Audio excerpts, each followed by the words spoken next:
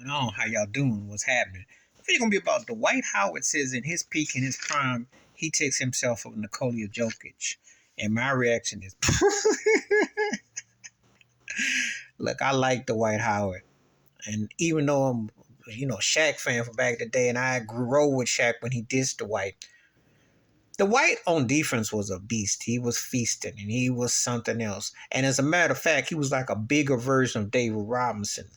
Size, athleticism, because you just like a freight. But he never learned an offensive game. He never had no fundamental moves. He had that 2009, 2010 was his peak and prime.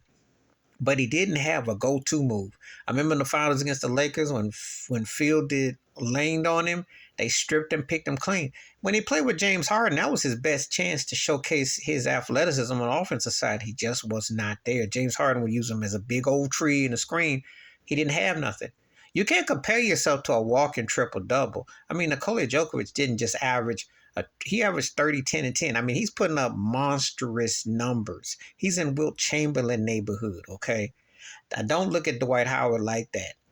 You're one side of the coin, but this guy just gets better with time. Nikola is just the truth. He be beasting and feasting, and I don't think Dwight could hang with him because eventually you foul him out. He foul you out because he can beat you in different ways. He can take it. Dwight Howard now can shoot a three ball, but he can't shoot it consistently like Nikola can. He can't drive to the hole like Nikola. I seen Jovic have Anthony Davis shaking his head because he did Anthony Davis's routine by hitting that fadeaway three before the end of the third quarter. And then Davis just had to nod and shake. Or when he drove at him in the last minute of the fourth quarter in LA in game 4.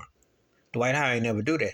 I'm going to always say the offense is going to be defense because the bottom line is the game is about putting the ball through the hole.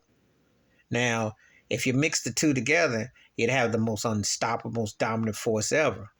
But if I got to go with the summary and the parts, I got to give it to Jokic. Because Dwight never learned to play offense. He put up numbers, but he was content with being a 17 and 12, doing this and that. He didn't enhance his game on the offensive side, and it's what's cost him.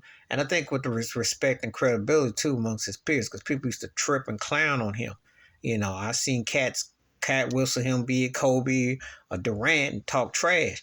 You ain't see nobody come to Jokic. People question Jokic win all them league MVPs, but when you see him up close and you get eyesight of him, he ain't nothing to be played with.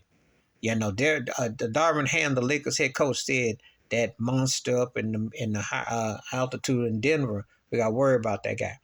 They did a pretty good job in some spots, but one thing about Jokic, he beat you. He just like a statistician. He's a statistician. And believe it or not, LeBron James gave him the best compliment because he said his mind game, and that's where Jokic got over a lot of these cats. If he's successful, I'm pulling for the Heat, of course. But if Jokic wins and Biz finals repeat and all that, he's top 25. He's gonna be in the same boat as Giannis, because it'll solidify. And then he's not even in his peak of his prime. The ceiling for Jokic is still high. That's the scary part. If Jamal Murray's healthy and Michael Porter comes on board,